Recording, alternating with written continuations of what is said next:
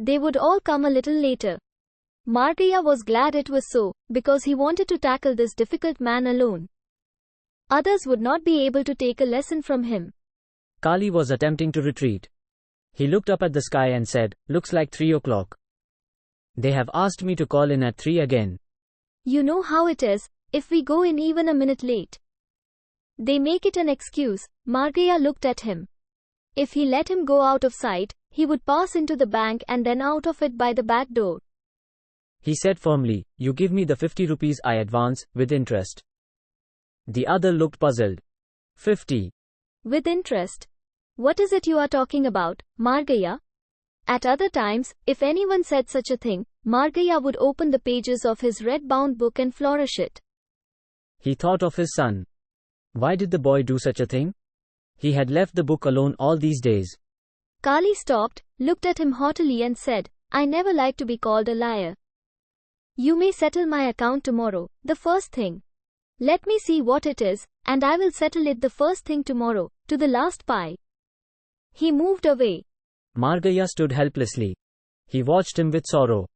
He could not even throw after him any curse and threats, brilliant ones that occurred to him, as usual, a little too late. Margaya, you have been made a fool of. They have made a frightful fool of you. They haven't. I should have told him. You son of a gutter snipe. Don't I know what your father was? He went to jail for snatching a chain from a child's neck.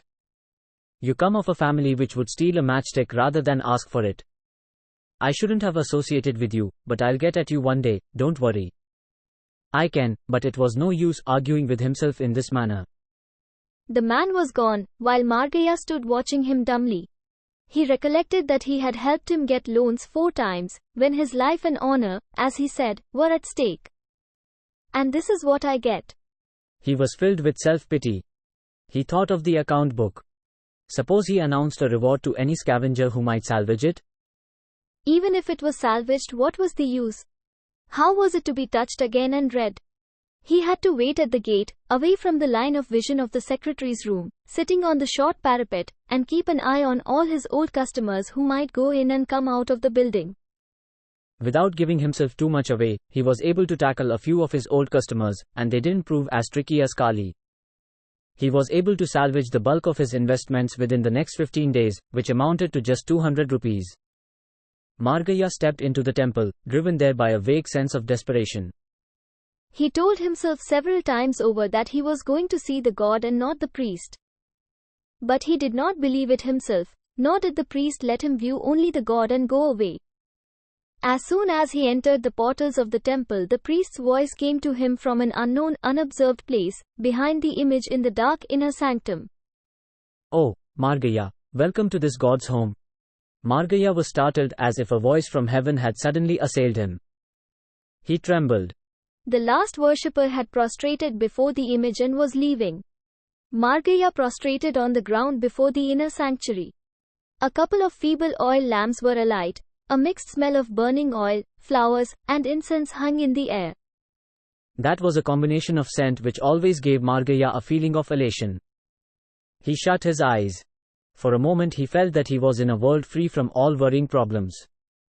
It was in many ways a noble world, where everything ran smoothly. No Arul Das or cooperative society secretary, no villagers with their complex finances, no son to snatch away an account book and drop it in a gutter. Life was a terrible affair. The faint, acrid smell of oil seemed to detach him from all worries for a moment. He shut his eyes and let himself float in that luxurious sensation, with the tip of his nose pressed against the flagstones of the corridor.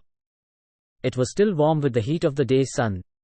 Its smell of dust was overpowering, the dust carried by the feet of hundreds of devotees and worshippers or blown in by the wind from Vinayak Mudali Street. When Margaya withdrew from the feeling of ecstasy and lifted his head, he saw the feet of the priest near his face. He looked up. The priest said, "Margaya's mind is deeply engrossed in God. If a man's piety is to be measured by the length of time he lies prostrate before God." "Get up, Margaya. God has seen your heart already." Margaya got to his feet. He smiled at him and felt some explanation was due. He began awkwardly, You see. I felt I should visit God at least once a week. Yes, You were here only last evening. Have you forgotten it already? Not at all, not at all, Margaya replied. I wonder what the time is. In this house there is no need for us to look at a watch. If it is dark, it is night. If it's sunny, it's day. That's all we know. This is not a bank, you see. At the word, bank, Margaya gulped suddenly. He thought it referred to him. He said, I don't have a watch either. But you ought to, said the priest. A bank keeps a watch to see how fast interest is accumulating. My bank is finished. This is all I have, said Margaya, taking out of his pocket a small packet of currency notes, all that he was able to salvage from his banking operations. Just 200 rupees, what is it worth? 200 rupees, replied the priest. Come in. I will give you some milk and fruit. What again? Asked Margaya. Yes, again, and again, answered the priest. Is there anything strange about it? Don't we have to eat every day, again and again? Margaya was cowed. He explained, it's not that. I was wondering what the time might be. It's not yet tomorrow, that's all I know, replied the priest. If it is really late for you, you can go. He turned and moved down the corridor and passed out of sight. Margaya stood still for a few moments. He looked at the image of the god and threw it a vague nod. His wife might once again start a lot of bother and pull a long face and think he'd been visiting a brothel. Funny creature, so jealous at this age. He reflected. I can tell her I've been out on important business. What makes her think I have sweethearts? Ever since he could remember, she had always shown a sort of uneasiness about Margaya. Who'd consent to be a sweetheart to me? He said. A fellow with the name, Margaya, which seems almost a branding with hot iron. He remembered how a year or so ago she raised quite a lot of bother when he mentioned that a woman had come to him as a client under the tree. She looked sullen for 2 days until he convinced her that he had only been joking. He found himself obeying the priest without a single thought of his own. At a look from this gaunt man, he peeled 4 plantains and swallowed them in quick succession, and he drank a huge vessel of milk, treating the matter with as much reverence as he could muster. When the priest said approvingly, that's very good indeed. That's an excellent performance, he felt proud of the certificate. The priest added, you have been hungry without knowing it. Yes, but when one's mind is full of worries, one does not notice, he said, feeling that the time had come for him to say something. The stars were out.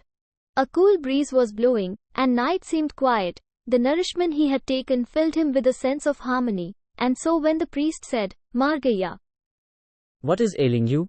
You can speak out. He felt that he could no longer hesitate and fumble, that all barriers between himself and the world had been swept away and that he stood alone, that he alone mattered. He had a right to demand the goods of life and get them, like an eminent guest in a wedding house, a guest who belongs to the bridegroom's party, with the bride dancing attendants. Ever waiting for the slightest nod or sign to run to his side and do some pleasing act. He swelled with his own importance. When he inhaled the fresh night air, it seemed to increase his stature so much that the earth and the sky were only just big enough to hold him. He began to talk in a grand manner. The priest, with his eyes glinting in the starlight, listened without speaking a word. He looked like a sloth cub in the darkness as he humped into a ball with his chin on his knees, his lank face thrust forward. Margaya catalogued all his demands. He was like a departmental officer indenting for his stationery, a superior base cover for his office table, a crystal paperweight, a shining mirror-like paper knife, and so on. There was no reason why he should be given the inferior things. Let the department stores beware, he would throw it out of the window if they sent in the miserable stuff they put on their 4th clerk's tables. He would just throw it out, that's all. He would be a man of consequence. Let them beware. Let the gods beware. They that provided a man with a home, and cars, servants, the admiration of his fellow men, and good clothes. After letting him run on as long as he liked, the priest opened his mouth and said, that means you would propitiate Goddess Lakshmi, the goddess of wealth. When she throws a glance and it falls on someone, he becomes rich, he becomes prosperous, he is treated by the world as an eminent man, his words are treated as something of importance. All this you seem to want. Yes, said Margaya, authoritatively. Why not? He took out of his pocket his little snuff box and tapped its lid. He flicked it open and took a deep pinch. The priest said, go on, no harm in it. A devotee of goddess Lakshmi need care for nothing, not even the fact that he is in a temple where a certain decorum is to be observed. It's only a question of self-assurance. He has so much authority in his face, looks, so much money in his purse, so many to do his bidding that he cares for nothing really in the world. It's only the protege of goddess Saraswati who has to mind such things.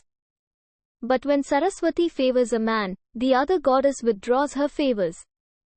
There is always a rivalry between the two, between the patronage of the spouse of Vishnu and the spouse of Brahma. Some persons have the good fortune to be claimed by both, some on the contrary have the misfortune to be abandoned by both.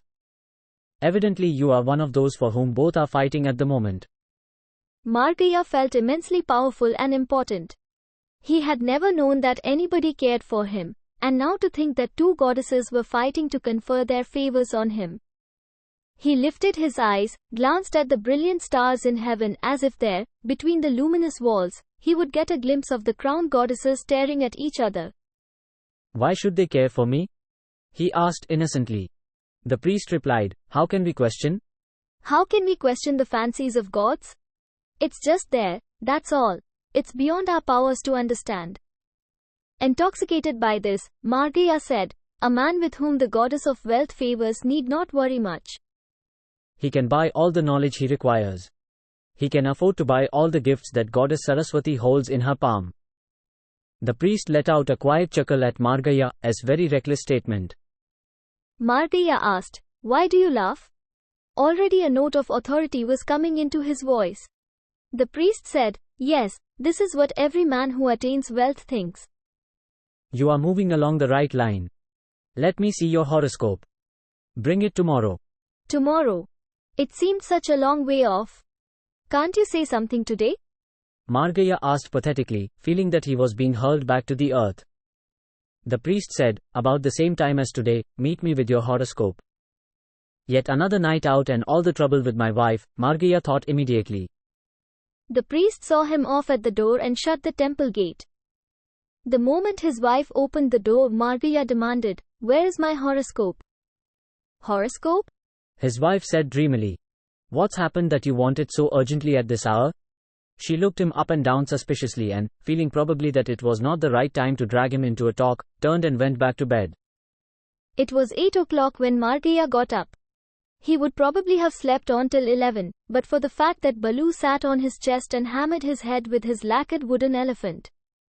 When he opened his eyes, Balu let out a shout of joy, put his arms round his neck, and pretended to lift him out of bed. Margaya looked at him benignly.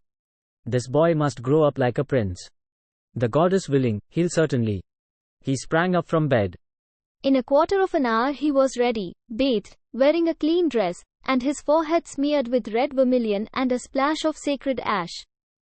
He seemed to be in such a great hurry that his wife, although she had resolved to ignore his recent eccentric ways, was constrained to ask, what is agitating you so much? Is coffee ready? He asked. She laughed cynically. Coffee. The milk vendor created a scene here last evening demanding his dues. It was such a disgrace with the people in the next house watching. They seem to have nothing better to do, he said irrelevantly, his mind going off at a tangent. Anybody will watch when there is something to watch, she said. So, no coffee? He asked with a touch of despair. It seemed terribly hard for him to start the day without a cup of coffee. It produced a sort of vacuum, a hollow sensation. He braved it out saying, that's right. Why should we want coffee? As if our ancestors, she added, there is no milk even for the child. Margaya threw a sad look at Balu. Balu seemed happy to be missing his milk. He said, let us drive away that milkman. It will be so nice. Why, aren't you hungry? Margaya asked.